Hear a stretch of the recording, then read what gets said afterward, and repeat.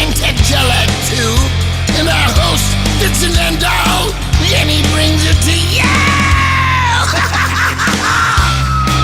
Creature features, and all creatures, and all creatures. And the creature gonna get you tonight. You better not turn out your bedroom light. He'll grab your head and give it such a bite. You may even die, just from a fright. You ain't nothing gonna be, baby. You ain't nothing gonna be alright. 'Cause the creature gonna get you, baby. Gonna get you tonight.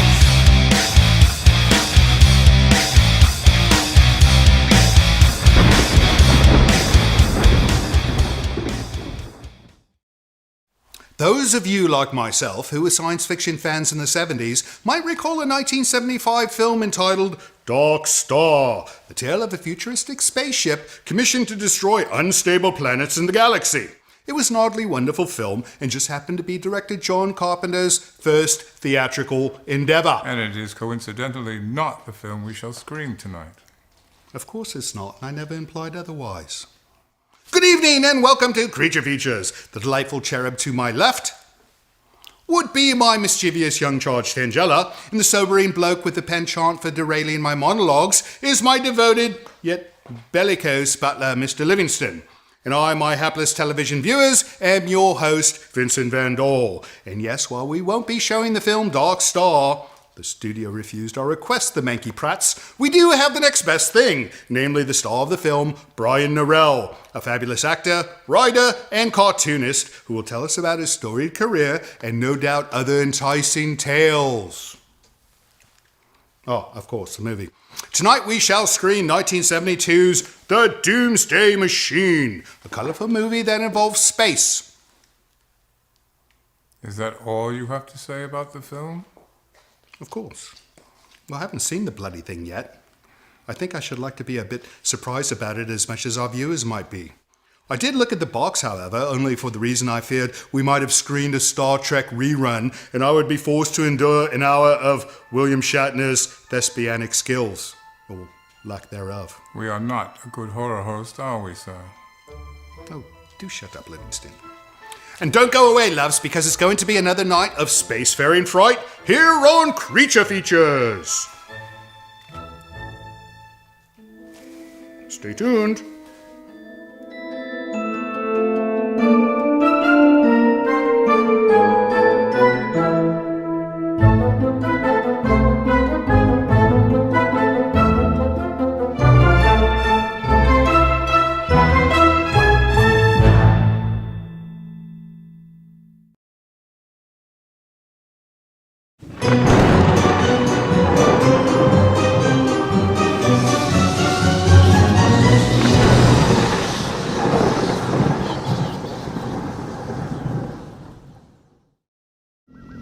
Commander Powell, this is Doolittle. Can you hear me? Man, what happened, man? Hey. Confirm. Power drive sequence activated. Roger, retracted. Lock all defensive systems. Dark Star. They're not lost in space. They're loose. Welcome back to Creature Features. It's going to be a fun night tonight. You know why? We've got Brian Norell. You are like, I saw that movie when I was a child. And I don't want to make you feel old because you were not a child when you made it, of course. But, it was during a glut of science fiction. And here you came out with this movie. It was wonderful. Was it fun to make?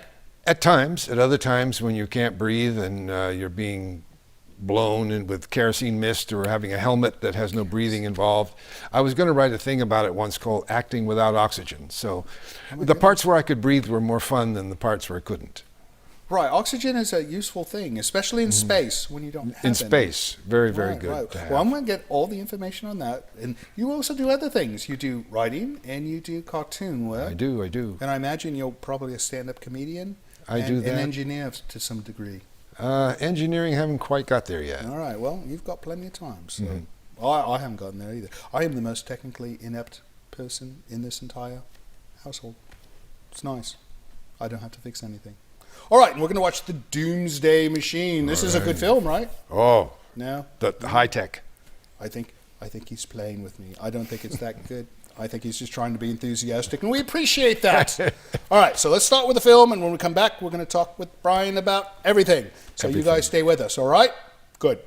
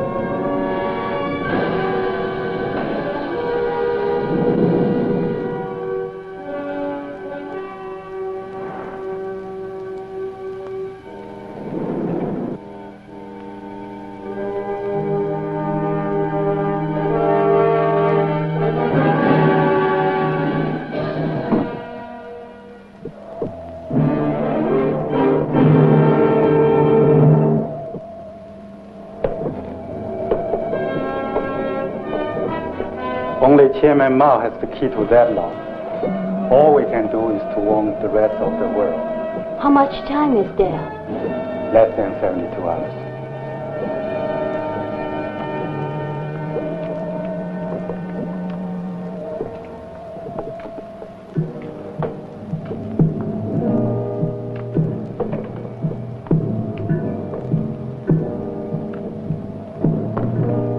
I have all I need. All right, follow me.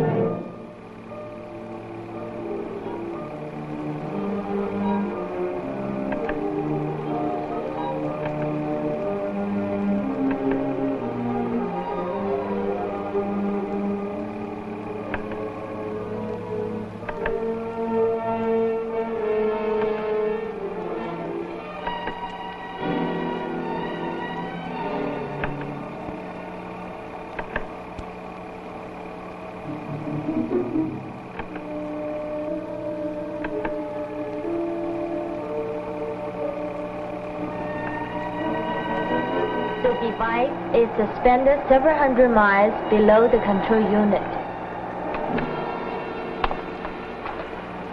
We are certain the force of this detonation will rupture the faults of the Earth's surface and set up a chain reaction of explosions when the Earth's tension is broken. There are only 51 hours left. We better notify the President.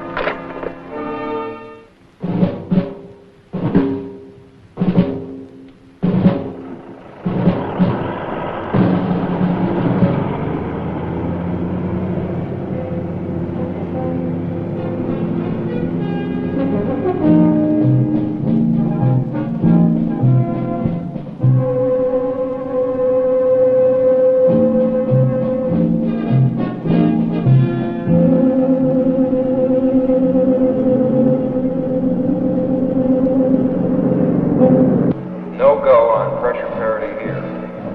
2. Check your output logic at Uniform Alpha, Double Zulu. Unit Niner, Alpha 2. We have a slight hold at T-minus 120. This is a fuel pressure parity check. Repeat, hold at T-minus 120.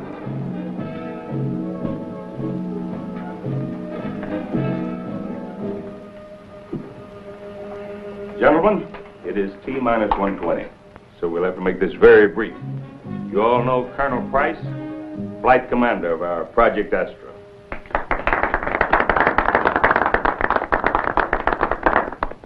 Colonel, why this trip to Venus? I understand it's over 160 million miles away. It'll take you 4 months to get there, and you'll be gone for 2 years. Gentlemen, we've come a long way in space flight in the last 10 years. Since 1965, our fixed satellites, our space stations, our lunar landing and base established there several years ago, our probes of the outer solar system, all these efforts have helped prepare us for the payoff of Phase 1, putting man on Venus.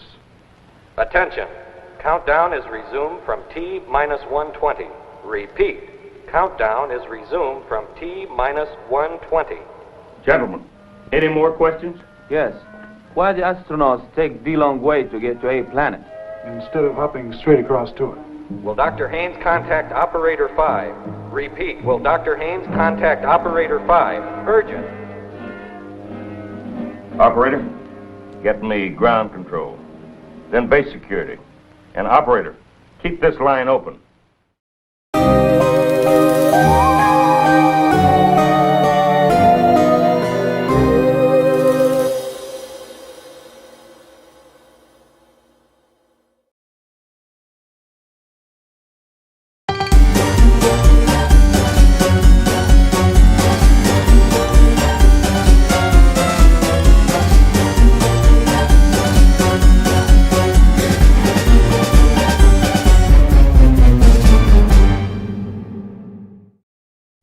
Welcome back to the show. You know, it's a fun night. You know why? Because you're here, I'm here, but more importantly, Brian Norelli's here. You know, I swear I've seen you in like 1,000 films. Well, that could be a product of drug use. I'm not sure. Your drug use or mine? Well, both of ours. Well, I don't do drugs anymore. I don't think I actually ever did, but I have to say I did because, you know, the whole rock star thing. Yeah, yeah. Apparently you're not a rock star unless you do drugs. Well, I've been in a couple of films. I've been in a couple of TV series. I've been in a couple of everything. All right. Everything except engineering. I want the full list. We're going to go through your entire resume tonight. Oh, dear. All right, but not yet. All Because right. first we got to talk about this film, Okay. Doomsday Machine. You know, this whole thing with the Chinese intrigue. Yeah, they filmed this in the late 60s and released it in 72. China wasn't really much of a threat back then, were they? Only inside scripts. In scripts? In scripts. They were very dangerous inside scripts. Right, right. Well, maybe now, I suppose they could do all these terrible things, but back then it was the Russians, right? Yeah. The Ruskies. I like the Russians. They make vodka. They do. I never heard of the Chinese making anything you really drink other than tea. Tea is good, though. I love tea. All right, so Dark Star. Dark How Star. did you get this gig?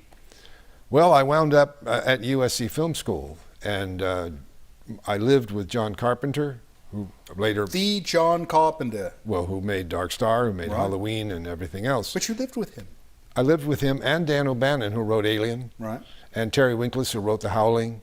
Oh, my goodness. And so it was a house full of horror. I would come home. It was an incubator of horror. I would come home and I'd hear screaming from Chuck Adair's bedroom, and I'd poke my head in, and John Carpenter's girlfriend would be in the bed.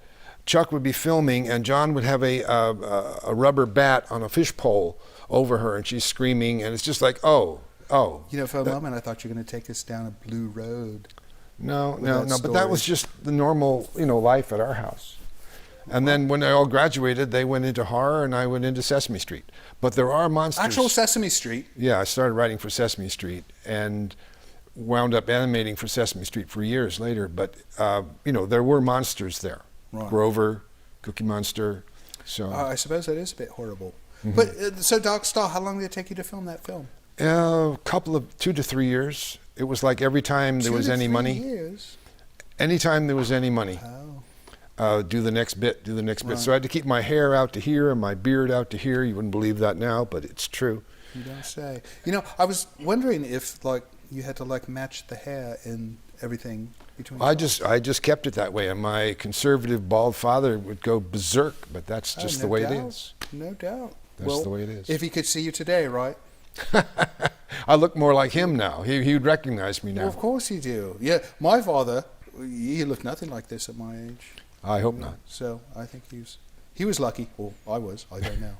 All right, what do you say we get back to this film? Okay, let's do it. Let's do it. Back to the Doomsday Machine, 1972. You could see what the future looked like in those eyes. I'm worried. I am as well. Stay with us.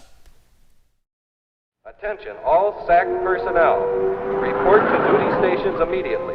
All leaves are canceled. Base now operating under martial law.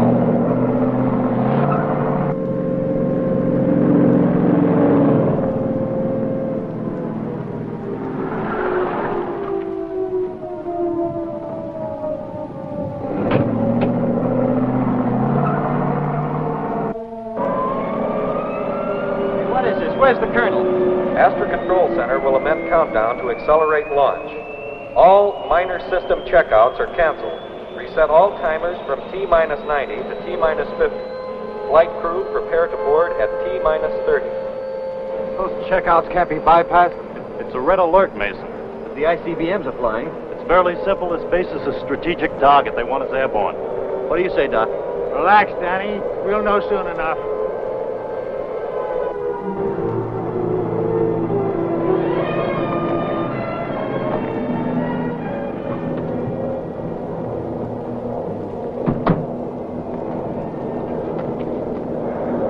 Sir, what is it? We've got to sit up, Commander. Take off T-30. Colonel, we can't let them bypass those checkouts. I've got to check with security. Excuse me, gentlemen. We under attack? All I know, gentlemen, is that we're in some kind of military crisis. It may or may not be the big rumble, but you know the routine. All bases scramble, and that includes our big bird out there. Colonel, what about those secondary checks? Dr. Perry, get together, see if you can live with your pet fixes as they are. It's go for anything short of a fuel leak. What's the use of launching if we're going to blow it? You know as well as I do, without a full checkout, anything can happen. And we're going to be out there 2 years. Anything can happen while we're standing here.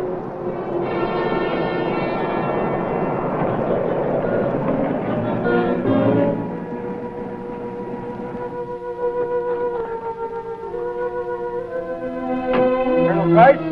Yes. I'm from the Central Intelligence Agency. We have top priority for replacements on this flight. Replacements? Colonel, I'm Donahue. This is Colonel Mathis. We have special orders to you from the President. Gentlemen, what is the situation? Red alert. That is all we can say now. Russia has advised us that... T-minus 45 minutes. General, there's no time for that now. You are to replace 3 of your crew with 3 other officers. Women? Now I've heard everything. Colonel, this is ridiculous. It's absolutely insane. Gentlemen, I don't understand. You will, Colonel, but there's no time to argue. What's this? It's special sealed cargo. It's to go on board. I can't take extra weight, you know that. The weights have been calculated, Colonel. We 3 women weigh less than the men we're replacing. Oh, and just who do you have in mind replacing? They're in your orders, Colonel. Dr. Brown, flight surgeon. It's me. Lieutenant Sharp, instrument tech and assistant navigator. And Major Williams, co-pilot and systems engineer. Yes, sir. T-minus 44 minutes. Pardon me, sir. You or the Joint Chiefs or the President can order what you wish. Personally, I think you're out of your minds. Colonel Price, it's not in your province to judge. Isn't it? No. What about the emotional stability of a mixed crew in deep space for over 2 years? Colonel, we're quite stable. We have no special accommodations on that ship. There's no privacy at all. Nor are we asking for any special privileges, sir. Colonel, this is Dr. Marion Turner, flight surgeon, microbiologist. Where do we put on our suits, sir? There goes my stability. What's the story, General? What's going on, General? Let us in on it. Let us in. Take some shots. Let us in. Lieutenant Carlson, computer instrument tech and meteorologist. Hi. Major Bronsky, co-pilot and survival specialist. Bronsky, the Russian? First woman on the moon. That is right. Fortunately, I was at the International Space Conference in Washington when this emergency arose. I'm happy to say that my government has authorized me to join you. Emergency? You haven't said anything yet, Doc. What can you say, Colonel? It's a presidential order. There must be worse fates, Colonel. Gentlemen, I'd like to consult our project director, Dr. Haynes. I'm sure he... You don't have time, Colonel. Please get these women ready at once. T-minus 43 minutes. Attention, Astra flight crew. Stand by for van pickup at T-minus 30. Sorry, man. 3 years of preparation. Well, at least my wife will appreciate these replacements. Good luck, sir. Ladies?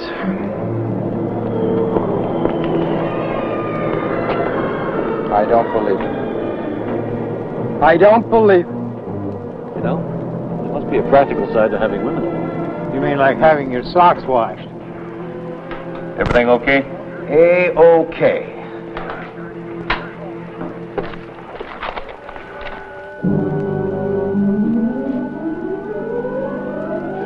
T-minus 10, 9, 8, 7, 6, 5, 4, 3, 2, 1.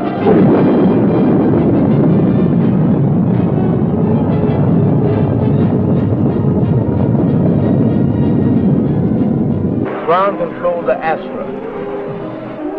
Everything is A-okay from here.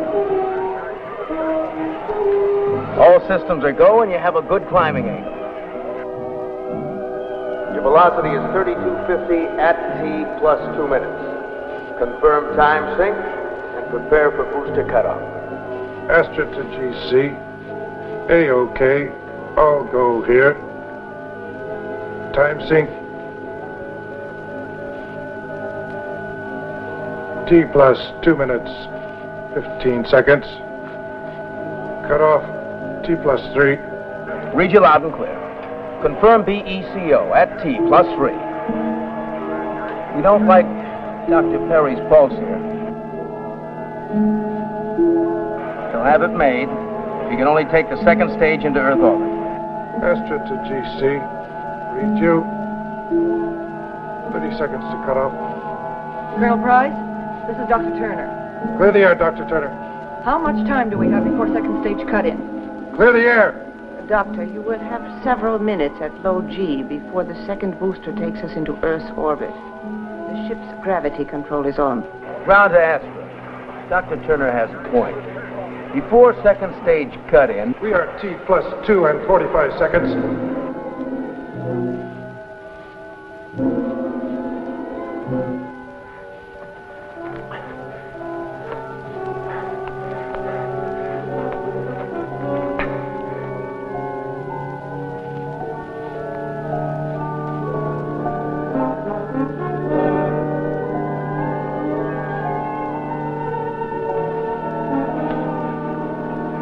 Sequence your checkouts. You've got 2 minutes before cut-in.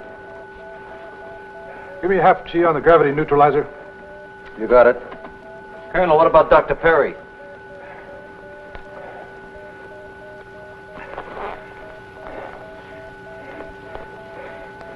You'll have to chance.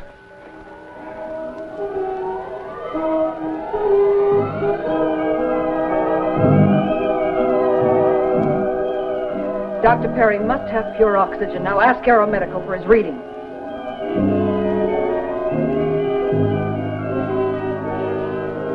Control to Astra. Your flight attitude is fair. Roll sequence is programming in, changing azimuth to 75 degrees northeast. Do you read?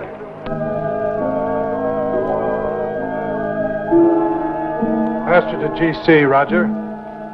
Take sequence 2-1 as follows. Cabin temperature 90. Air pressure 5.5. Relative humidity 36 degrees. Sequence 2-5 next. Danny, read off. Telemetry and tracking of green here. Little hash from shielding. Colonel, I warned you not to bypass those subsystem checks. Take it, Kurt. Auto guidance is sluggish. Manual override seems okay. Pitch axis is following computer control. 2 degrees per second, over. Ground control to Astra. Dr. Turner, the Aeromed readings on Dr. Perry. Dr. Turner, you must let me run this ship. Astra to ground. Come in. You have 1 minute before firing second stage. Where is your fire commit data?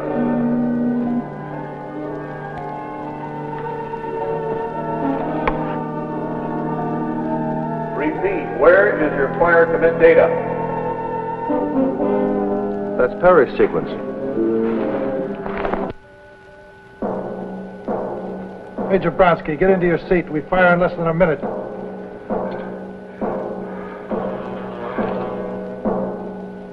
Major Bronsky. Capcom to Astra. Your heat exchanges and pressurization. Give status on sequencer units before program commit. Astra to Capcom. We are T +4 minutes and 10 seconds. What is your attitude for orbital entry? Are we hitting the slot?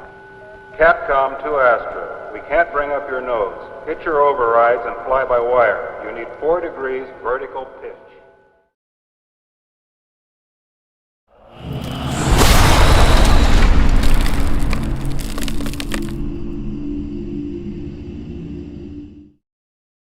Welcome back to the show. Tangella kicked our poor friend Brian out of the chair so we can do letters. It's kind of boring for our guests, right? To sit around and watch us read letters. So Never. He's found something better to do for a moment while we get business out of the way. So what do you got for me, Mr. Livingston? It's nicely decorated. Oh, it's a very nice card. It's got wolves on it. And this is, who is this from? This is from Sue. Says, hi, Vincent Tangelica. Oh, that's a new one. I like that. Tangelica. And Livingston, I hope this letter finds you all well. I enjoy watching your show. You have some very interesting guests. We have an interesting one tonight as well, right? Quite. quite. Who is the person in charge of choosing the guests each day? Each day? Oh my goodness, imagine if we had to do this show every day. No, it's once a week, and that would be our director, Tom. He chooses the guests, or he unchooses them, depending on who else chose them. I've been watching your show for 2 years now, each day from 2 to 4 p.m. Oh, she must watch it on North Bay TV, right? I believe so. Right. And Saturday evenings. You might say I'm your biggest fan. Hope you all stay on the air for many years to come. Your friend, Sue. Well, thank you, Sue. Those very kind notes and a very nice card with wolves. I like wolves. Not wolf men. I don't like wolf men. They're no fun. Our good friend Ted. Oh, no. Oh, my goodness. This is all from Ted. Yes. Ted, please. I mean, so we like your letters, but they're so long. There's no time for us to read your letters. We'd love to read them. Do this. Send us a letter, 20 words or less, right? And we'll read it on the air. But this, I can't go through all this. It's just we have to make room for everybody, right? Right. All right. Next. We've got, those are all from this year. This is all from this year. Yes. Oh my goodness. Ted, you need to find a hobby. All right, this one is from Mike in Pollock Pines, California. I know this place. You do? Snow.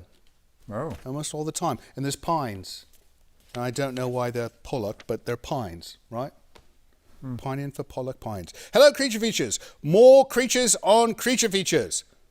Oh, he wants more monster films, is what he's saying, right? Right, yeah. Now, I agree. Now, we've had too many of these thriller-type films where, what in God's name are you doing? Oh, she's always making a mess, isn't she? All right. I love you guys and the fine work you do, but please, more creatures. I know you can't afford to show anything with the word creature in it. You're right. But perhaps you could show such cinematic legends as Navy versus the Night Monsters, Day of the Triffids, or my personal favorite, The Green Slime, which has one of the best sci-fi theme songs ever. I like where you're going with this, Mike. Tom, can we get any of these films? No. All right. Well, Tom says no, but he means no for now. Soon, maybe. You know, if we ever get picked up by a real network, like a big one, we could show some great movies, right? I mean, imagine me saying, see you next week when we have Harrison Ford and we're going to be showing Star Wars. Can you imagine that day? No, I cannot. Yes, you can. You have to think positive. That's what you do, right? All right, keep up the good work. More creatures. Sincerely, Mike from Pollock. Thank you, Mike Pollock Pines. We got one left? One more. Tangela, what in God's name are you doing? She's killing dead flowers. Well, and she's in mourning for some reason. What are you mourning? I have no explanation for her. She's still understanding, though. All right, this one is from I Cannot Tell. There's no name. And it did not come in an envelope because it's email, right? No, there's no name. Oh, it's the Shadow. The Shadow. All right, the Shadow. Hello, Shadow. He goes, hello, this is the Shadow. First of all, I love the show. Well, we love you too, Shadow. Second, I want to say hello to all the YouTube chatters. Evan Naddis, the Noodle Man. Third, I'd like to say hello to everyone who watches and supports the show. So you guys get this. I'm relaying information from the Shadow to you. Let's support and keep this amazing broadcast going. I agree, don't you? We can discuss that later. Don't answer that. What a great job you all do bringing us this quirky. Should that be quirky? Quirky. Yeah, quirky. Quirky would be good for. We're in the wine country, right? So quirky would be. Good one, sir. Apropos. Funny, creepy entertainment every Saturday night. One day I want to see Livingston in shorts and a Hawaiian shirt with flip-flops. I would like to see that as well. Never. All right. Maybe you could show a monster from the Deep type movie with beaches so it jives. That makes sense. It would be like a theme night, right? What would I wear? You don't want to see me in that outfit.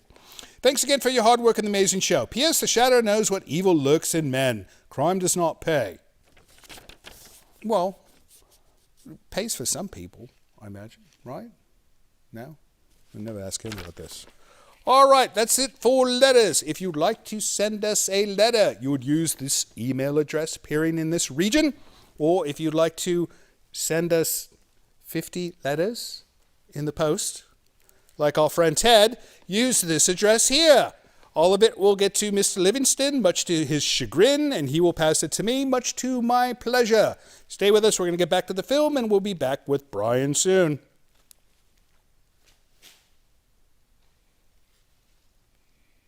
Good show, old chap. I'm on wire.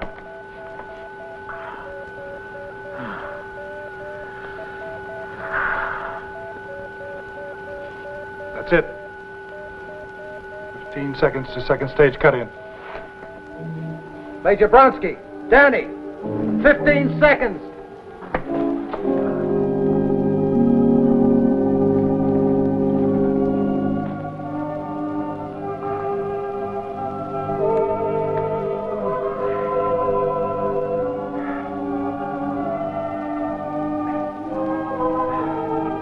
Commit the sequencers on the gas generators.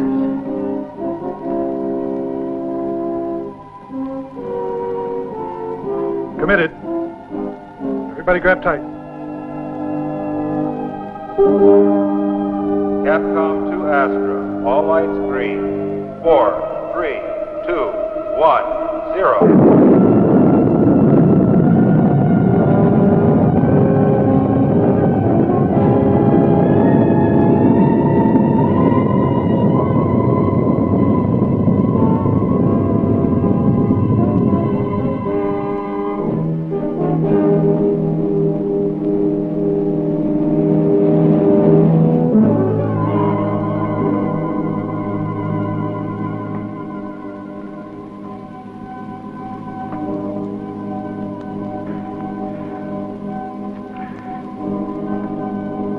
Boy, Colonel, you're in the slot.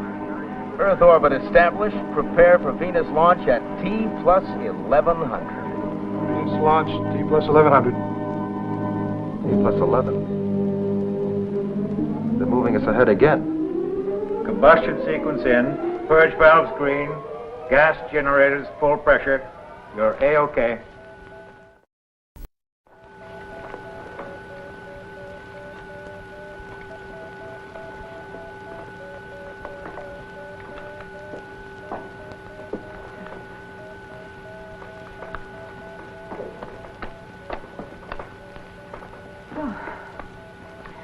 You know, Dr. Perry might have lost his life if you hadn't...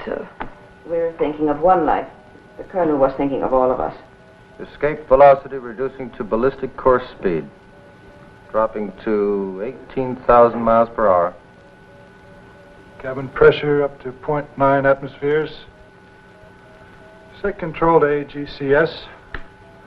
And secure final flight mode. And here we are.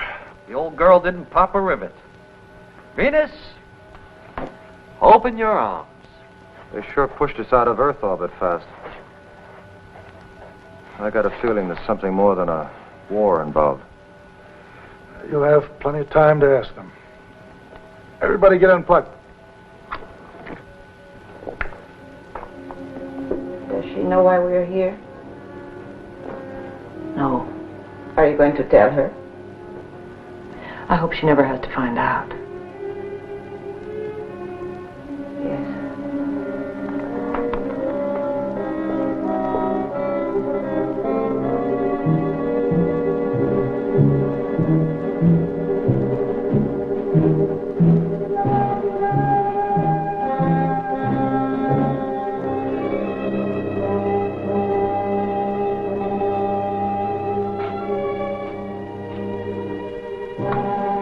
On the Doppler scope. It's been throwing out a good spectrum. The shift is declining.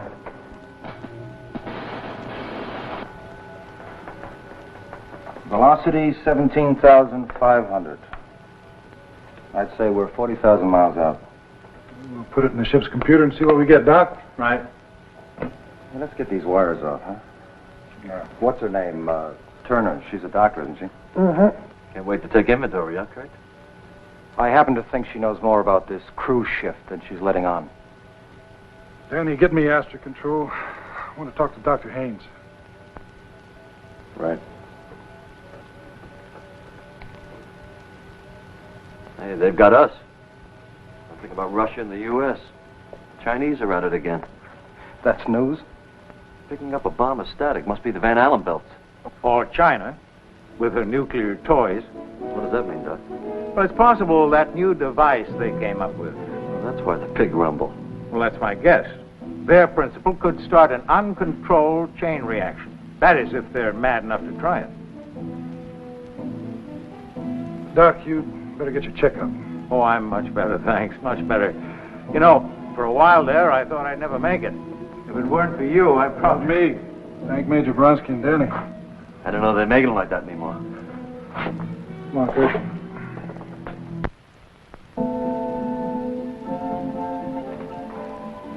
They have to bury these probes so deeply. It's less than a bee sting. You could not, Colonel Wright. I thought the proprieties were out. What's in? At least let us get familiar with the routine. True, Doctor. We do have a long time ahead of us.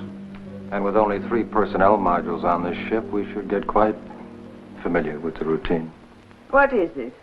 Sophisticated Americans suffering from false modesty? In Russia, we are more mature. Shall we proceed, Doctor? When you're through in here, Doctor.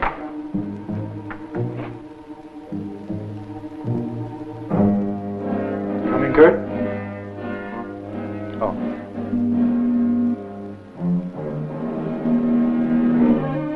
Nice, huh?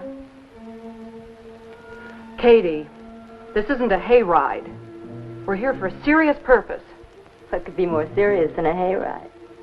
I don't think she realizes how serious this is. What are you two talking about? There you go, Major.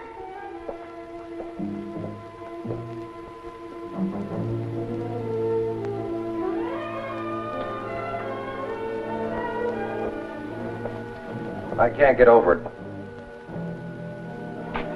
Putting females together with the male animal in a cage like this. What are we supposed to do for the next 2 years? Breed? How about some checkouts while communication's clear? You know something? Kurt could have a point here. What do you mean? Well, those Pentagon computers are pretty sharp. Sending us 3 women? Well, supposing China did destroy the world, there'd be nothing left for us to come back to. Oh, come on, Doc, you're space happy. You've been reading the pulps again. Doomsday? Get him. Well, I mean, you guys aren't taking him seriously, are you? Those chopstick jockeys couldn't come off with a planet buster, could they? Look, it doesn't have to be the Chinese. Accidents could happen on any side. For the love of... Increase the gravity. Right.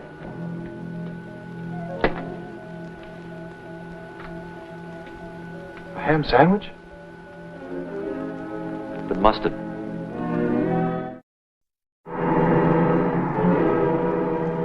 It is the first time I've seen the Earth and the Moon together from space. Of course, the Russian probes have photographed most of the solar system. Of course. I speak the simple truth, Comrade Mason. So do I. And don't call me comrade. First into space. First to set the record for manned orbital flight. First to... The question isn't what you did, but how. What do you mean? I saw one of your unannounced tries in Earth orbit. A ruptured hulk with a corpse for a passenger. How many more are there? Perhaps, Captain Mason, we are more dedicated to science. To science? Ha. Hey, Kurt, lay off, will you? I can take care of myself, Lieutenant. I'm sure you can, Major. But if you ever need the reserves, just whistle. I'll be on the lower deck if I'm needed.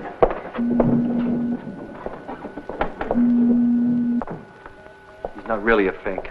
He just acts like one. A what? Never mind.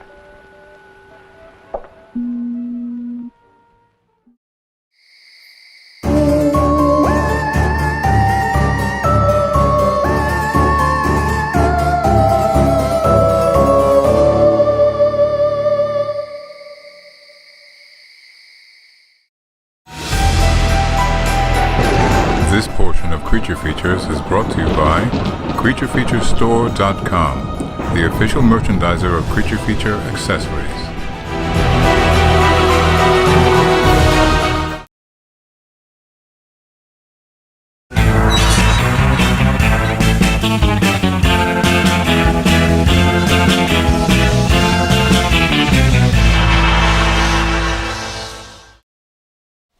It's Sci-Fi Saturday night here on Creature Features. Can you tell? Because we've got Brian Norell from Dark Star and a zillion other things. We're going to talk to him some more, but first we need to talk about this film because I suspect, and I've not seen this film yet, but he has, so he's going to hint if I'm right, that we've got like a Noah's Ark thing going on here with two men, two women, all this pairing up. I think you're a little bit psychic. You're getting the drift here already. Psycho is what they normally call me. But, you know, it's all right. I don't mind being called psycho because I'm actually quite clever and I can get away with murder. But the film, you know, it's a lot better than I expected. Well, I enjoy it because of its incredible production values. And that's my tongue in my cheek. I noticed that. I was going to say, you know, they had a huge budget for colored lights. They've got that whole Star Trek set, they did. Psychedelic. And, you know, this is 1972. By that time, you know, it was a bit passé, right? Well, 1972, we were actually filming from 71, 72, 73, all through those years. Dark Star. Dark and Star. You did not use any colorful lights on your set, right? We used a lot of hot lights. I mean, it was 16 millimeter blown up to 35, so it took a lot of foot candles. And wearing a spacesuit, what amounted to a spacesuit, was boiling hot. And I would only do one line at a time, and Dan O'Bannon would rip the helmet off my head and tear my ears off and put cold compresses on my neck so I wouldn't pass out. And then he'd jam the thing back on, and it was a lot of fun. And your character had long hair and a big beard. Long hair, big beard, a whole lot of hair. My goodness. So, making this film, I mean, it was made on a shoestring, I take it. Oh, less than a shoestring. The entire budget for the film, including blow up from 16 to 35, and all the special effects work, the entire budget was $60,000. In 1972 money. Right, which is probably the budget of craft services on a day shoot today on a feature. Of course. But back then, that was like better than like maybe something else, right? I don't know. Well, $60,000 in 1972. You need to do the math on me. That's like 10 times as much, right? That was like $6 billion in 1972. You are taking drugs. No, I'm just not good at math or science or finances. No, it was beyond a shoestring. I saw a list recently, how they do on the web, of the 10 movies you need to see. The only 10 movies you need to see to learn to make films, and it included Kurosawa and Orson Welles and things, and it included Dark Star. Why? Because it's like, with ingenuity, look what you can do if you have no money. Look what you can do. So Jodorowsky saw it and pulled Dan O'Bannon to Paris in order to design his version of Dune, the film that didn't get made. That was the greatest movie that never got made. If you get a chance to see the documentary, Jodorowsky's Dune, you'll see the storyboards, and it was going to have Orson Welles in it. It was going to have Salvador Dali in it. It would have been amazing. We were all looking forward to it, and then we ended up with David Lynch version, which wasn't too bad, but it was. Well, speaking of David Lynch and movies that should not have been made. No, it was all right. I don't want to put David Lynch down. He's wonderful. But we got to get back to the Doomsday Machine. We do. We've got to find out what's going to happen. The Chinese, this whole machine, I'm scared. That's right. I'm nervous. Right. All right. Off we go to Doomsday Machine, 1972. Stay here.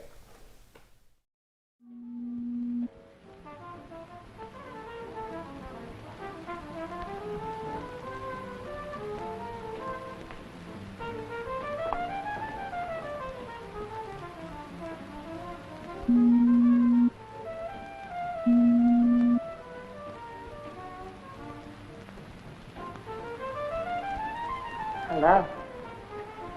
Enjoy your shower? Love your homemade water.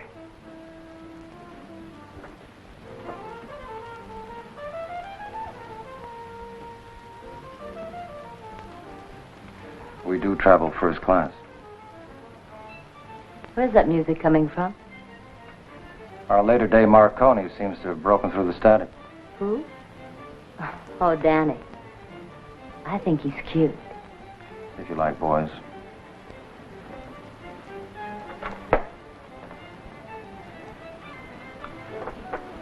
See, I've been wondering, you got a specialty? Uh-huh. Oh? Meteorology. Would you care to join me on a tour of the ship? See what makes it tick? I know what makes it tick. You do? Uh-huh. You're divorced? Colonel Price is separated from his wife at present. And Danny? Sweet. A merit badge for him. You do get around. You, forgot Grandpa. Dr. Perry's age should protect me there. I wouldn't bank on it.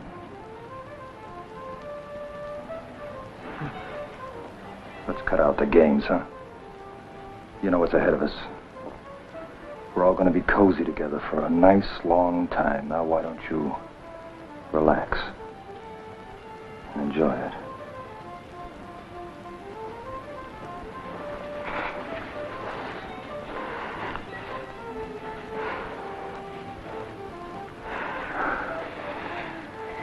You're very forceful, aren't you? Do I need force? I was talking about vibration. Oh. How are yours doing? What do they say? I'm not sure, but I like them. They may like you. In time.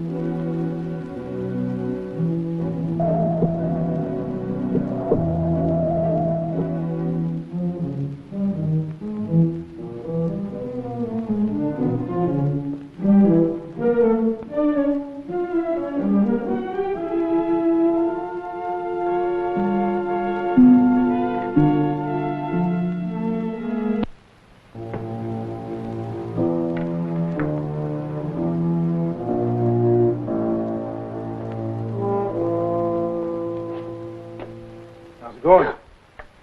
Oh, you startled me. I'm finding a high DNA distortion rate due to hard radiation. Probably the Van Allen belt or solar flares. Speaking of flares, I wonder what happened to the fireworks back home. Well, I just thank God that any destruction was averted. I could have told them they were crazy. This whole mess was unnecessary. I mean, bringing you women along. Some stargazer panicked and thought the world was going to end, didn't he? It was a joint recommendation of the National Security Committee and the Scientific Advisory Board. The president had to act before the Astra was launched. So in case the world did end, they figured a few people like you and me could do a rerun on Adam and Eve? Yes, something like that. Look, Colonel, we're only doing what we were ordered to do, and if it doesn't suit you, well, I'm very sorry. You know, without your glasses, you're a very pretty doctor.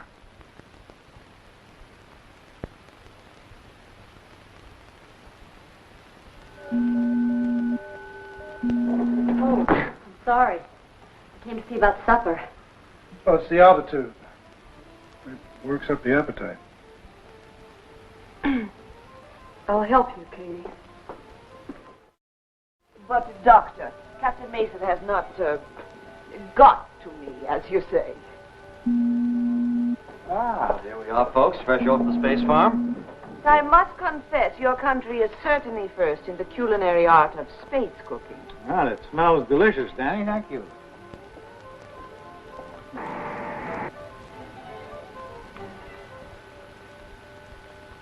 By the way, Major, remember those Russian ghost ships that Kurt mentioned?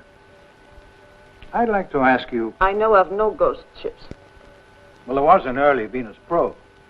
It's Vestia 2, I believe. Yes, the Izvestia 2. That was lost in space. Well, its maneuvers were much too sophisticated for it to be unmanned. The Izvestia 2 was a robot ship. There were no men aboard. I see. Then it was purely coincidental that a certain Igor Nikhanov just happened to disappear just about that same time. Colonel Nikhanov did not die in space. They would have told us. I knew him very well. He was my instructor in astronautical science and... Yes. He was also a very important party man. We do not mix politics with science. We interrupt.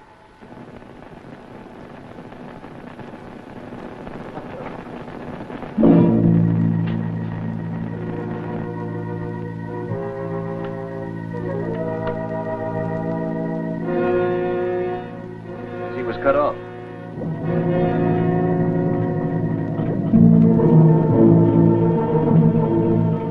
What's happening?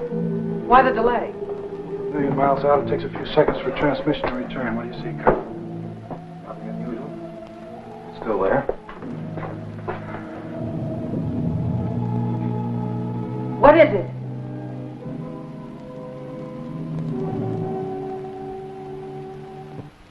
My God. They did it. It's happened. Nuclear war.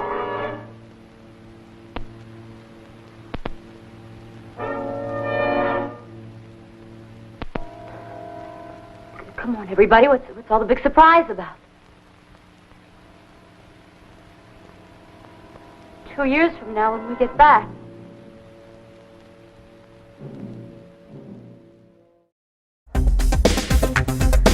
My name's Mikey, and I live in California. I'm a very big fan of your show. I really like it, and yeah.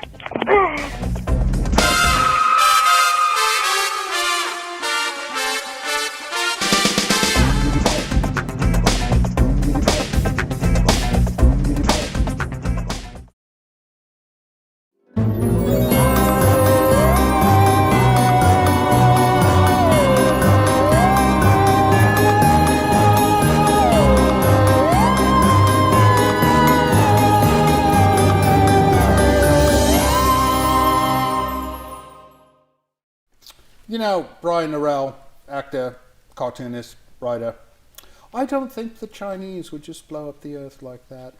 You don't? How do you think they'd do it? Well, no, the motivation is what I question. It's they make quite a profit off the planet. You know, they make things. Almost everything's made in China, except this. This is like the only thing that was not made in China. But villains are made in Hollywood. Villains are made in Hollywood. That's a good point. No, I like that. All right, well, the movie's regressing or progressing towards regression. Who knows? But it looks like there's going to be some hanky-panky on that spaceship. Now, you were telling me you know the daughter of the older gent. I do, Dr. Perry's daughter. Dr. Perry's daughter. Cece. She's named after her godfather, Cecil B. DeMille. Oh, my goodness. Because Dr. Perry was actually Mark Antony in the Ten Commandments, was Cecil B. DeMille. Ooh, he did not end his career well, I take it. I wasn't going to bring that up. That happens sometimes. You know, you got to work, right? You do. Right. Well, speaking of work, what'd you do after Darkstar?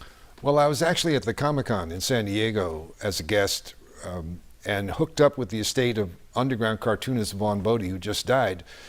And I took over performing his cartoon work live, something called Bodie's Cartoon Concert. And I moved up to the Bay Area to do that. Right. And because I was up here, I didn't know anybody, and I wound up, I hooked up with director John Cordy, started writing and animating for Sesame Street, and then we hooked up The with... Sesame Street. The Sesame Street. Well, and then we hooked up with George Lucas, and I was supervising animator and a sequence director on an animated feature called Twice Upon a Time with Warner Brothers and George Lucas and all that stuff.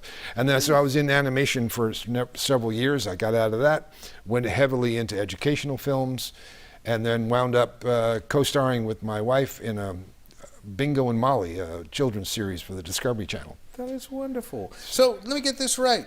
You were in Los Angeles, and you did one film. Yep. And then you came up here, and now you've got all this work. Absolutely. Everything happened up here. Lucasfilm. You don't have to go to Hollywood to be like famous. And I've done a little work at Pixar, and then at Wild Brain, I wrote a film called Hubert's Brain, which won the Annie Award, which is the Academy Awards of Animation.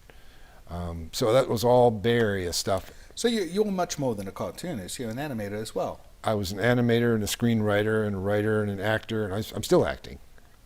My goodness. I'm acting right now, right in front of you. You know, I'm ready to ask you for like a recipe for a souffle, because I bet you're a master chef as well. I can't cook water. Jack of all trades, master of none, better than a master of one is how the rest of that thing goes. Nobody knows that. I'm not sure. No, that's how it goes. That's how it goes.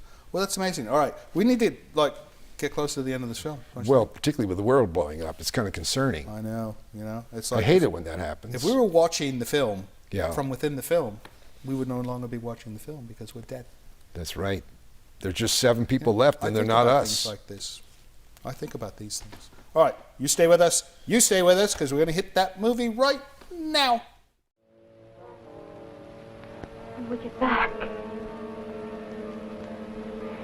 If we get back.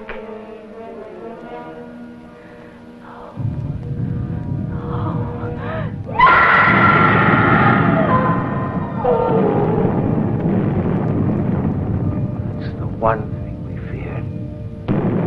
Nuclear chain reaction. Kathy. Yes, it is.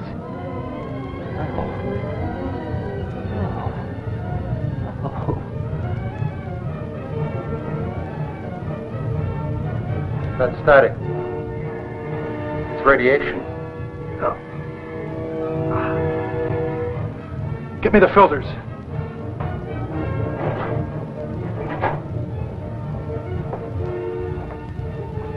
Bringing it in close.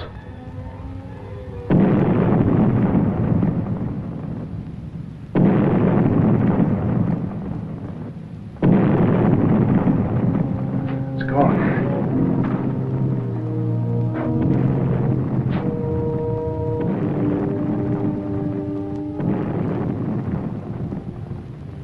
Hold on.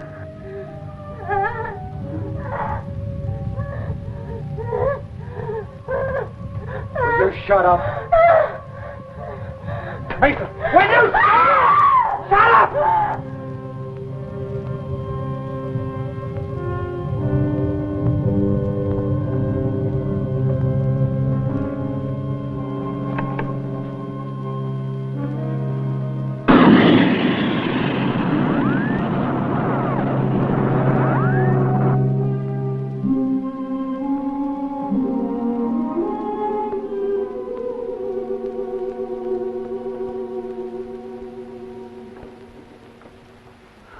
That should quiet her.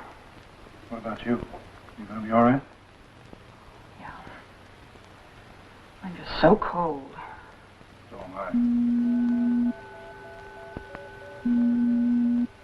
I. Radiation. Yes, and it's rising. But that's not all, Don. Earth fragments. Great broken masses of land hurtling toward us at meteoric speed. Earth fragments, that's right, meteors. We'll have to change course if they get any closer. You and Kurt get the radiation shielding up. Right.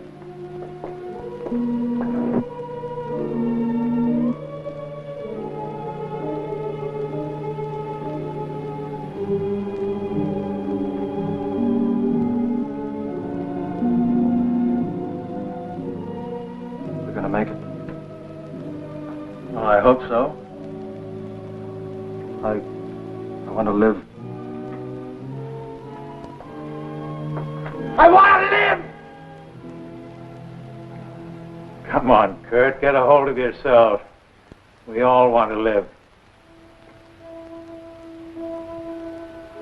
Danny. Danny, do you hear me?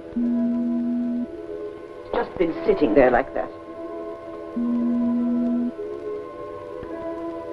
reminds me of my little brother, years ago when he fell from the roof of the barn. He's gonna be all right. Danny? Danny? Danny! What happened? He's all right. I'll be asked if you need me. I'm some astronaut. There's nothing to be ashamed of, Lieutenant. We are all very shaken up. You seem very calm. My years of training. Say, what made you become an astronaut? You ask because I am a woman? Yeah. In my country, women follow the same professions as men. I excelled in science in the university. It was only natural that I should become a part of the space program. Were you interested in it? It never occurred to me to question. I followed the advice of my superiors. I was proud to be the only woman in a class with 6 men. Oh? Well, don't you miss being a woman? I mean... I know what you mean. You know something, Danny? I like you. You do? Yes, Danny, I do.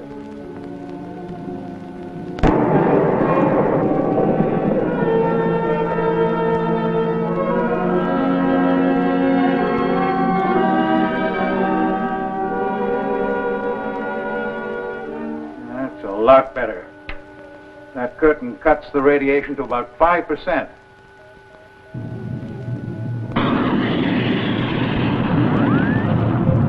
Flight crew, secure.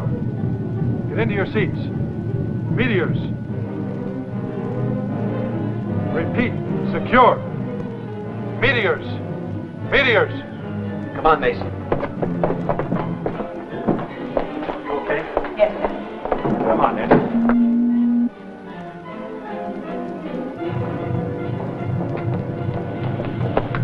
Our suits. There's no time. Hold the cabin pressure at 0.9 atmospheres. Let's do it! What if we catch a hole in the hull? We've got emergency patches. Without suits, we'd never get a chance to use them. Here we go.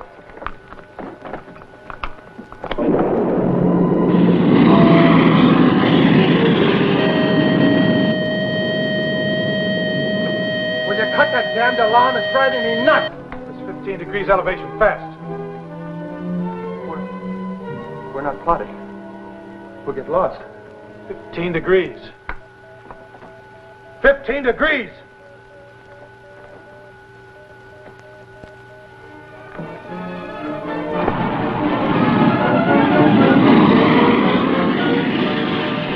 Doc, how much reserve fuel can I use? We've got the whole return booster. We're not going home, so shoot the work, Skipper. Why don't you shut up? Mason.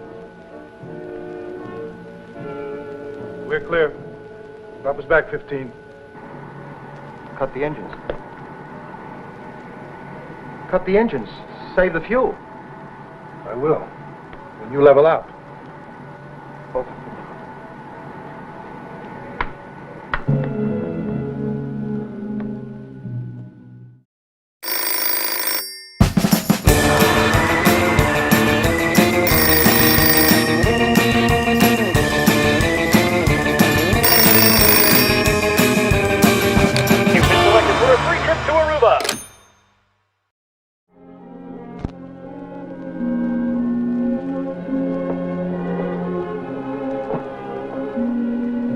Doc, you got us back on course again. All we have to do is slide down your orbit, 4 months of free fall, and we're home. Don, can I talk to you alone? Sure, Doc. Kurt? Rank has no privileges anymore. And no secrets. It's all right, Doc. Go ahead. All right. We can't afford 4 months. We've got to get there in less than 2. 2? Impossible. We'd drain the fuel. We wouldn't have enough to make the Venus entry. The Earth's explosion has tripled the radiation out there, and it's non-directional. We just can't shield it out. Oh, it's mostly soft stuff, alphas and betas. The gamma concentration isn't critical. Yes, I know, but 4 months exposure to it'll mean just one thing. Sterilization. What the hell do you find amusing? Procreation. The only thing our damn machines can't do.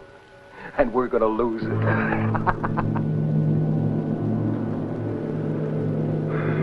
I'm lost, Doc. We can't land without fuel. A few could. By stripping the ship, dropping the booster shell. Oh, I know it sounds ridiculous to say that the weight of a few people could affect the safety of a 50-ton ship, but I've checked and rechecked it on the computer, and there's no other answer. How few? Well... Yes, Georgiana? I just came in to open the ISPM switches. Danny and Katie are doing maintenance on the digital units. Yes, I asked him to check the Stellar B registers. We can't get a good fix on Sirius. I see. How long was she standing there? I don't know.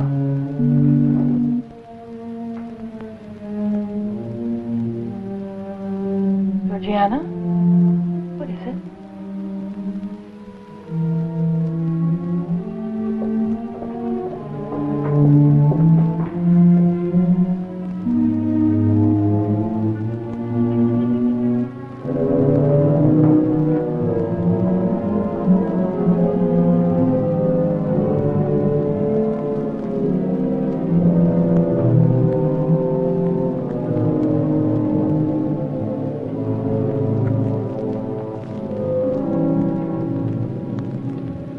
That should do it.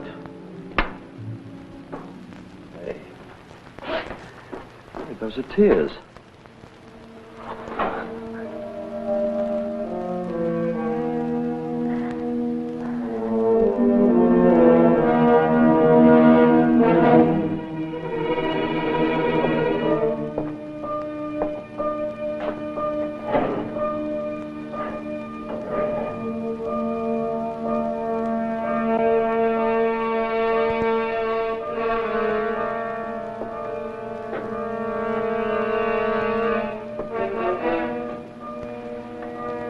Something else you wanted? Uh-huh. Don't.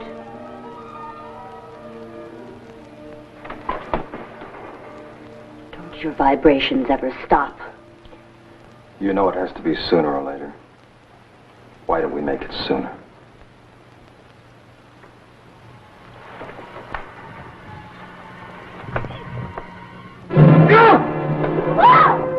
God's sakes, cool it, Mason. What are you trying to do? See if I couldn't guess. Take your hands off her. It's too damn crowded in this sardine can to be playing tag. I said take your hands off her.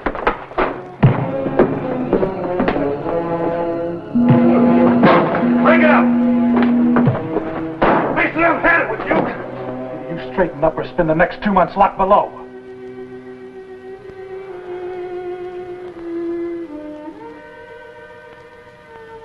Come on forward. Dr. Perry has something to say to all of us.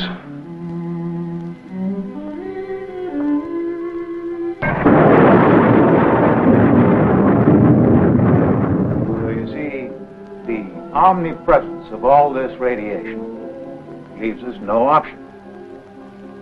And we have to protect the 3 people who'll survive. 3. Yes, 3. So 4 of us will have to... That's right. Fuel and weight factors leave us no other choice. It's beyond despairing. Why should you despair? In a fire, the mares are always saved, aren't they? Nothing ever changes in space or people. Okay, who decides what? We have everyone's Excel file. The computer will be programmed. Ha! Sex in the machine. Well, who does the programming?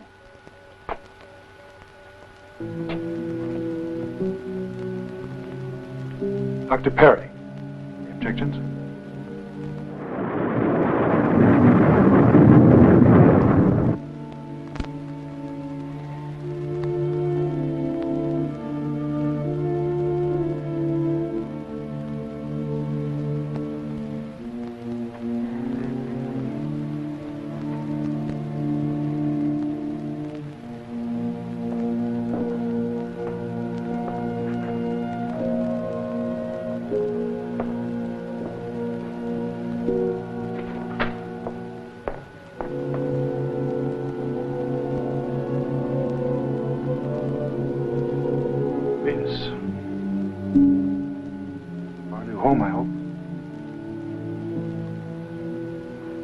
How close are we?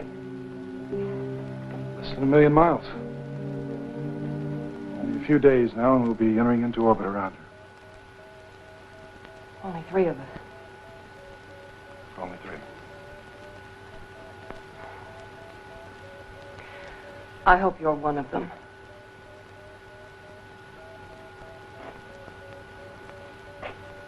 I hope you are.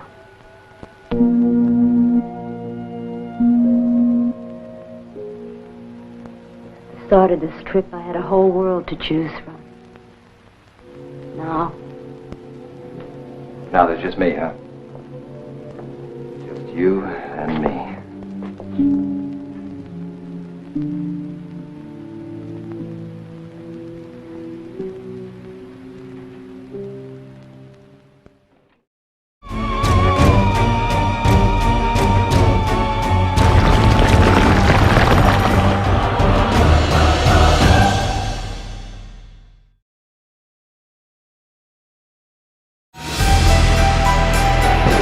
This portion of Creature Features is brought to you by CreatureFeatureStore.com, the official merchandiser of Creature Feature accessories.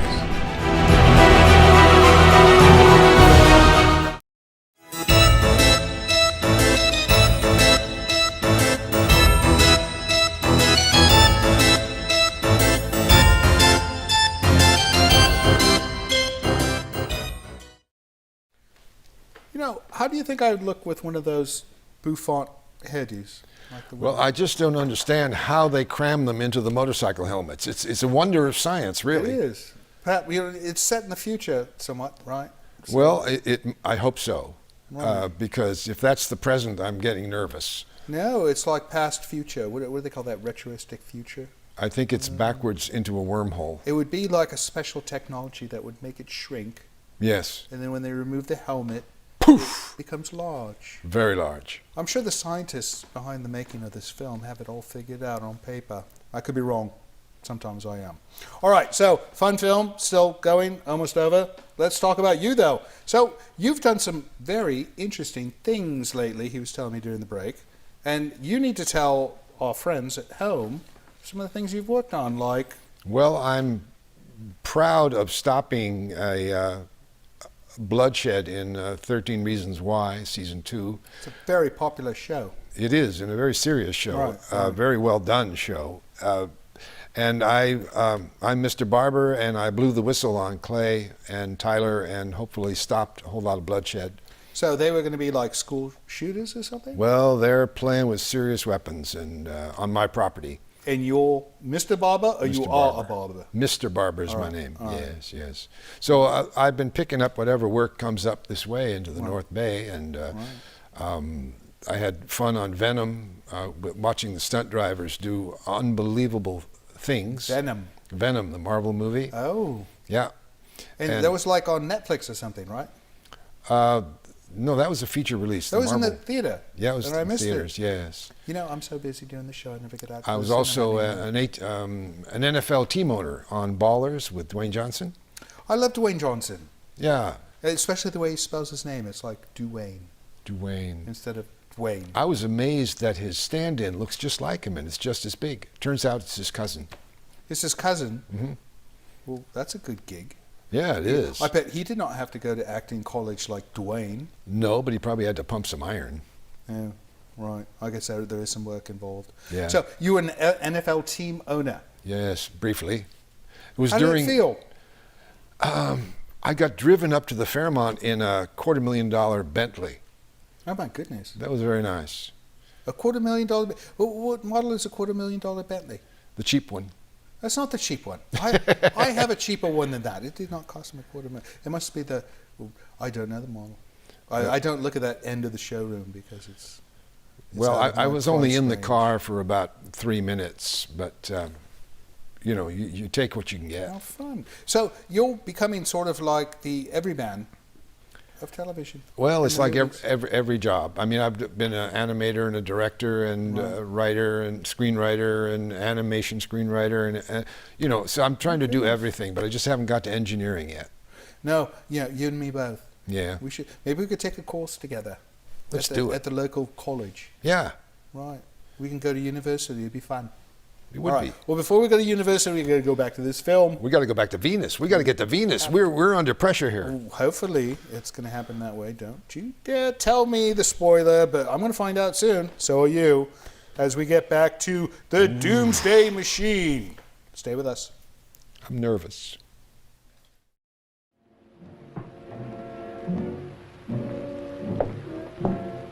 What's the answer? What? You're out of order, Captain.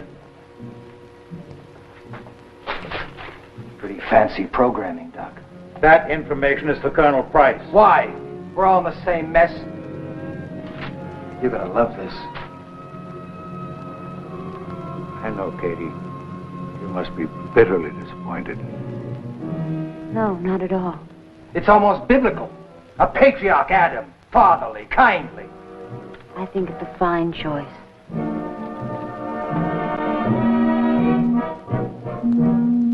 It's amazing.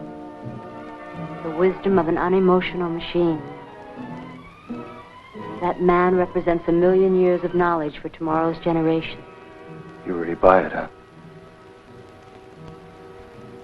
I don't care what that damn computer says. There's only gonna be one decision. And I've made it. You and me, baby. You and me. I've waited long enough for you. You're mine. No one else is going to get their hands on you.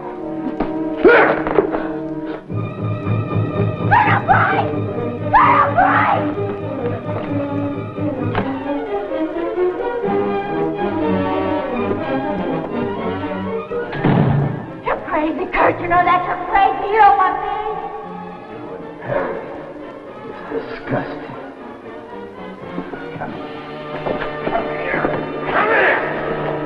You ask for an impersonal decision, we must see the logic of it. Georgiana, I just don't know what to say. I'm happy for you and Katie. Besides, I'm the oldest. And that's it? The computer was programmed. It doesn't make errors. It's man-made, so it can make errors. We've become machine worshippers. Don't you see it?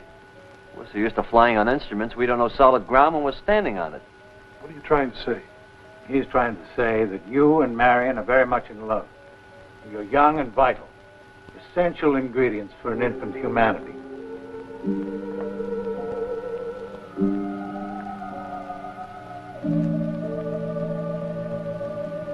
You're an animal. That's right, baby, an animal. We're all animals. No rules. No more pretense. Survival. The game. Look out!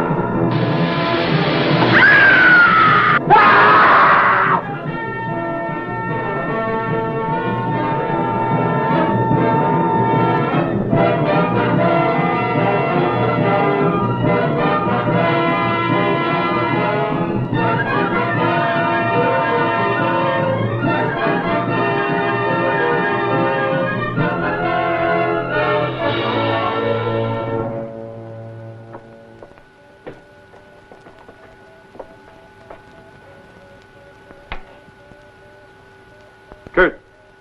Katie, would you come up forward, please? Captain Mason, Katie, do you hear me?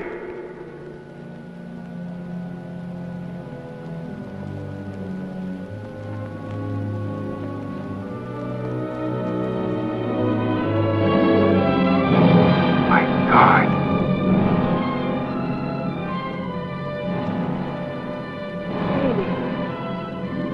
Kurt. Oh.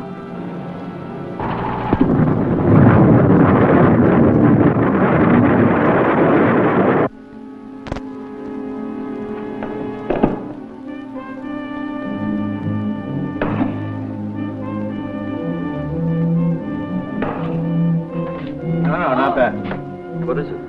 5-year supply of food concentrates. They thought of everything, didn't they? Well, there's enough for this load anyway. Okay.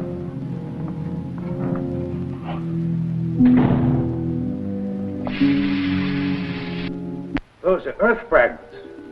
Entry should begin at once. Doc, we didn't reject the computer's decision. Why should you? Well, I consider it settled. You and Marion and Major Bronsky will carry on. Right, Danny? Right. Suppose I had stayed at home. At least this way I get a chance to wave goodbye. Gotta get my gear. It'll be all right. Because it has to be.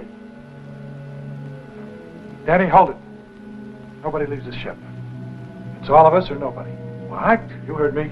But that's suicide. The extra weight. We're going to chance it. But, Colonel. Hit the booster commit. That's an order. All right. Committed. Okay. In less than 10 minutes, the last stage will blast free and we'll begin deceleration. Everybody secure. Look, the board. We never got my subsystem checkout. The circuit's been shorted. There's a misalignment in the booster connect. Let me get it, Skipper.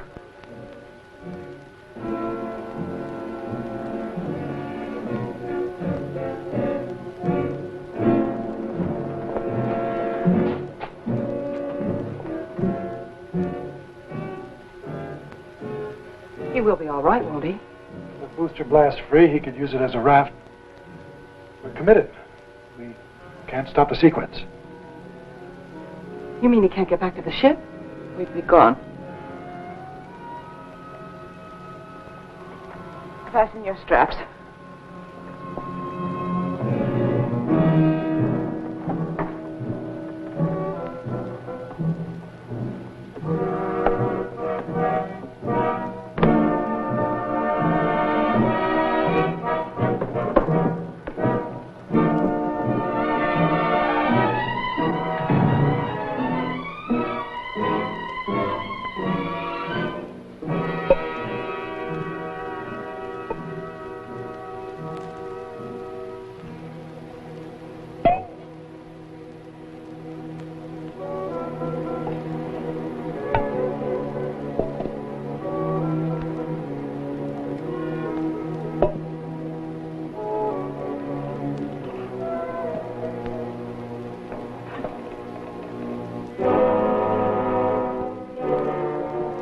Getting a green light. Yes, but it's not holding. You've got 4 minutes, Colonel. Don? Dr. Perry, where's Georgiana? She's gone. What's the problem, Danny? I'm trying, Skipper, but I haven't got enough mass to swing it. It's really jammed. Keep trying, Dan. Keep trying.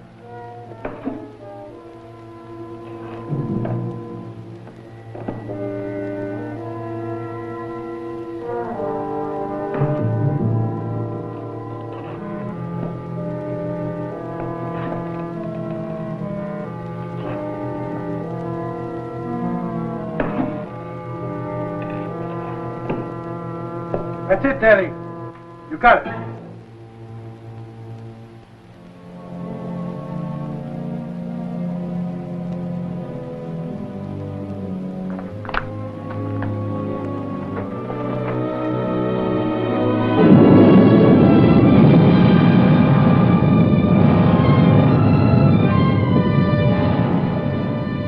We made it. Oh, thank God. Amen to that. 100 million miles from home and we ran out of gas. Georgie, why did you do it? You needed help, didn't you? I guess so. This is like sitting in Central Park on a warm summer's night. Have you ever been to Central Park? No, Danny, I've never been in Central Park. It was a beautiful place. It started at 59th Street. Hey, look! They're just meteoroids. No, over there!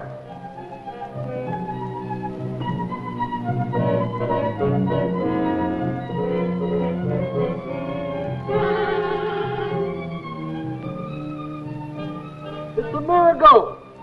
A beautiful floating miracle! Come on!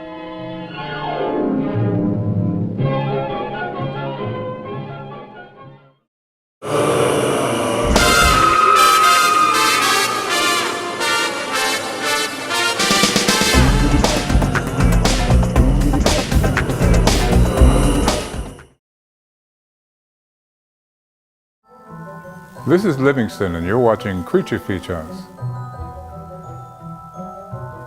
Not now. Stay tuned.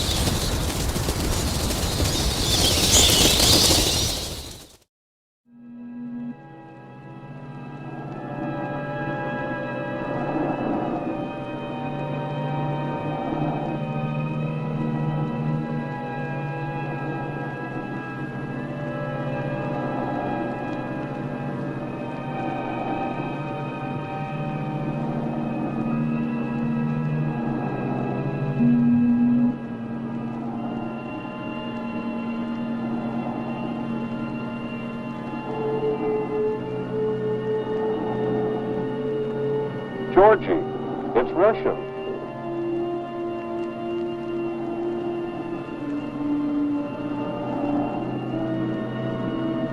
She's got solar cells.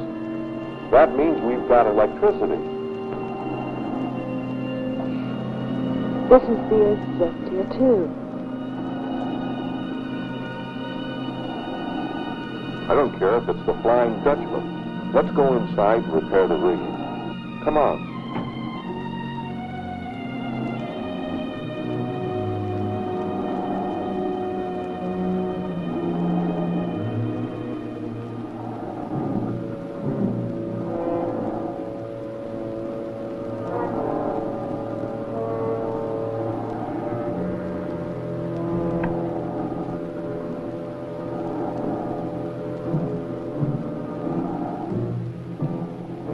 We've got some excess baggage. What is it? Looks like a countryman of yours.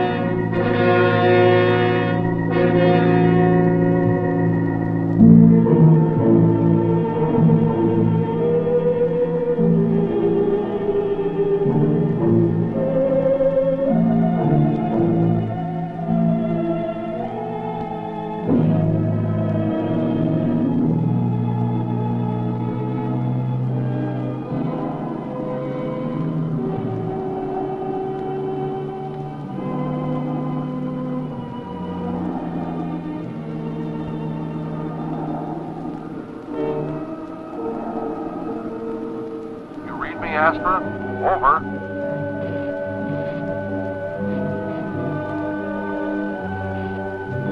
I don't believe it.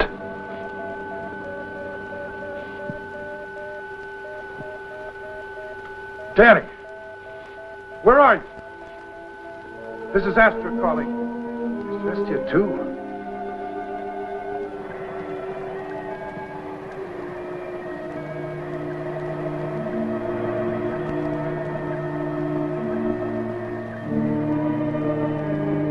Don't give up, Danny. Keep trying. Is Vestia 2 to Astra? Come in, please. Over. Hello, Astra. Are you there? Come in, Astra. Answer me. Anybody, please. Is Vestia 2 calling Astra? Come in, please. Come in, Danny. Come in, you wonderful crazy. Do you hear me? Over. Our craft is operable. We need guidance for entry. We read your signal, Astra. It's faint, but we can beam in on it. Keep it coming. We're on our way. I'm switching to manual control.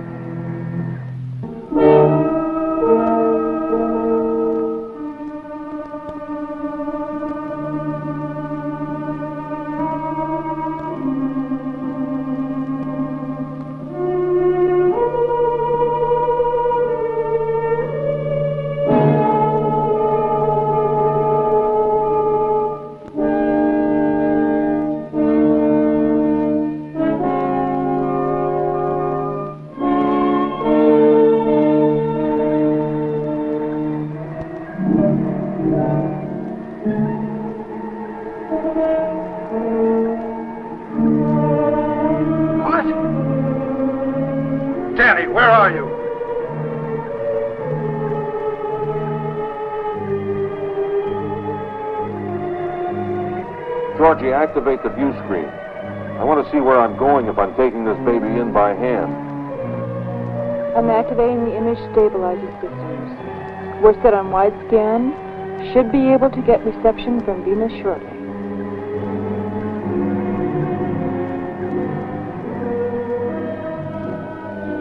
Hello, Astra. All our systems are go. I'm reading your signal, but I'm not getting any audio transmission. Astra, I know you can read us.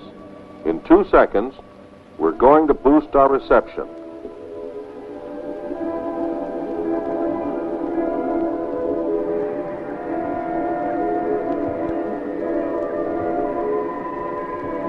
Stand by to confirm you're holding us on beam for our entry.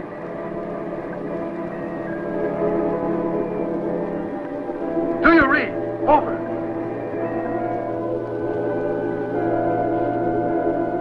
Astra, what's happened? Where are you? We're picking up no signals from you. No, it's okay. We've got their signal. Or do we?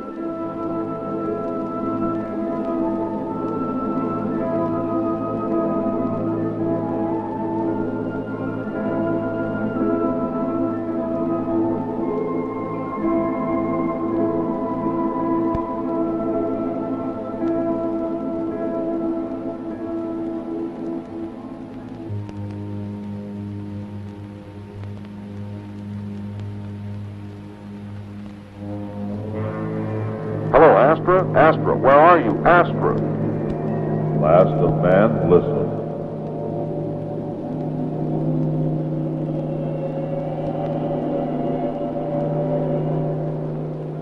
The craft you are attempting to communicate with no longer exists. Your sister craft no longer exists. The signal you are following is a warning. Had you been able to decipher its meaning, you would not have attempted to trespass on our world. Your world? Who are you?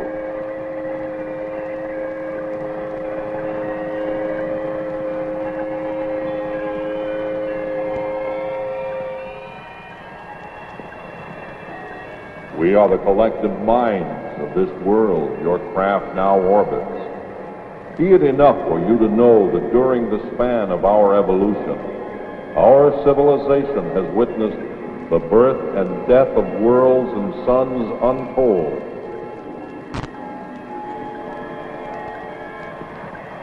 But enough. Your time is short. You may not enter our world. We have witnessed the self-destructive powers of the green planet you call Earth. We have no malice toward you. You have destroyed your place in the universe.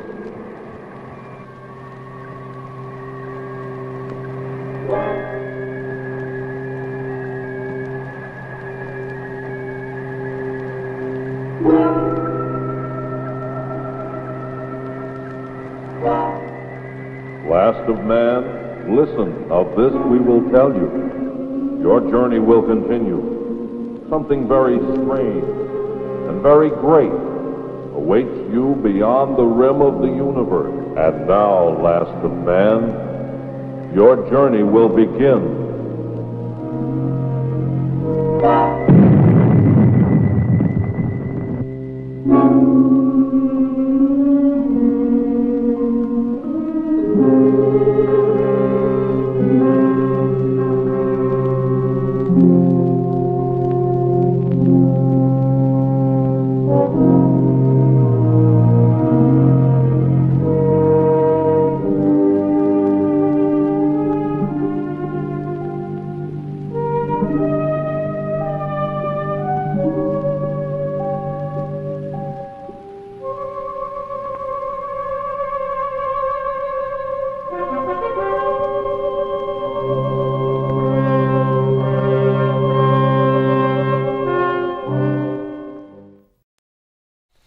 You know, I don't know what happened at the end of that movie. It's like they ran out of budget. Yeah. And it's like, all right, let's just end it here. Might as well go home. You know, maybe it was supposed to say next summer, part 2, the sequel. You never know. Maybe they ran out of money for that too. Maybe they did. I don't know. Sorry we left you hanging. No, they left you hanging. It was not our intention to leave our audience hanging like that. What did you think of the film, Tangela?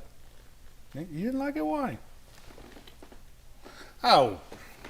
She didn't like it because there was not enough blood. Oh, just coming out of the eyes there with the chamber. No, that was she it. She likes the bloody films. Better luck next don't know time. why. Yeah. She's a bit of a ghoul. Well. She's a girl ghoul. She goes on Ghouls Night Out. Is she your ghoul friend? No. No. She's more like an orphan. Oh. Right.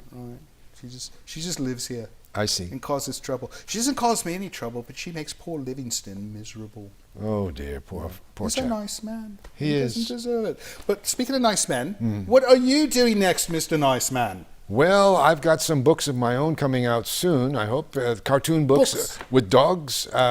We love dogs. Love dogs. I have a canine poet I perform with, a puppet named Warren Peace, who writes canine poetry. Oh, that's wonderful. And I also have a book, Good Breeding, Bad Spelling, where I've taken 52 breeds of dogs and grammatically altered them. And I'm going to have an art show. The dogs or the words? The words and the dogs. Oh. And so you're a geneticist? Of a sort, yes. A graphic geneticist. A graphic geneticist. Yes. So I'm going to have a showing at the Honey Badger Cafe in Roanoke Park the end of May, and I'll put some of that artwork up. Honey Badger Cafe in Roanoke Park, California. In California. Oh, yes. So those of you in Cape Town. Sorry. It's a long commute, but you can make it, right? It's worth it. Save up. You've got time. It's not till the end of May. Yeah, that's right. That's right. The end of May. Yeah. It's going to be springtime. Oh. Flowers. It'll be the end of these April showers, right? I'm ready for that. Well, you sure are busy for I try to keep busy. with such a long career. I'm just getting started, really. Right. Now, life starts after 30 or 40 or more. All right, how do we find out more? Well, you can go to briannarelle.com or look me up. Brian Narelle. BrianNarelle.com. Okay. Or look up my Facebook page, Brian Narelle on Facebook. Is that like a personal Facebook page? It's everybody. Yeah, it's a personal. So they have to friend you. I do that. Maybe it's just like a page. It's like a page. I'm learning Facebook. I have to learn these things. Well, I never did. She's been showing me. You have to crank up your computer in the morning. It is. It's like a pump organ computer, and I have to pedal very fast to get on Facebook. Things like Google, I don't have to pedal too fast on. I'm getting silly, aren't I? You are. All right. Well, I want to thank you for coming. You're a wonderful guest, and Spence Legendary, and we're going to have you back when we get Dark Star, the film. We're going to show this film, Dark Star, his film, right? We have to. We have to. It's mandatory. It's mandatory. I mean, after we've seen the helmets we've seen tonight, the space technology, we've got to bring it up a step to where we can see spacesuits made out of cupcake tins and dish drying racks. I think that's an idea for your next book. All right. Thank you, Brian. As far as you guys are concerned, we would love to see you back next week. We're going to have all kinds of famous people and wonderful films. I'm lying, right? Yeah. I have to, though. We want you back. Whether we have a good movie or not, a wonderful guest. We'll have a guest. I don't think it's going to be as wonderful as Brian, but it'll probably be a fun guest, right? Maybe? She's such a pessimist. All right, you have a wonderful weekend, and we will see you soon. Brian. Yeah. So, there's all this talk about making a film, right? I'm thinking if I were to drum up $60,000, yes, you and I could make a film like or better than Dark Star. Well, according to your math, we're going to need $6 billion.